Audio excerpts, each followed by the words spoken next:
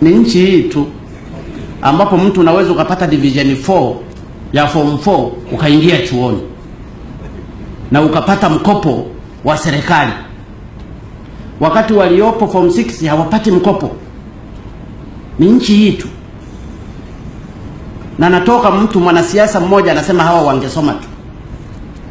Kama tulifanya makosa ni lazima tuyamalize.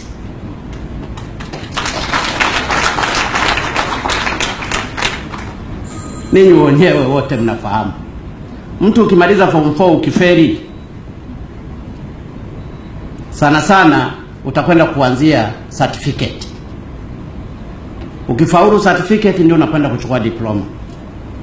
Tanzania is totally the reverse.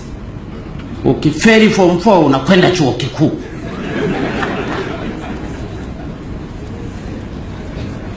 Kwa hiyo baada ya miaka kadhaa tungejikuta tuna taifa la watu wa ajabu sana. Ninasema haitawezekana.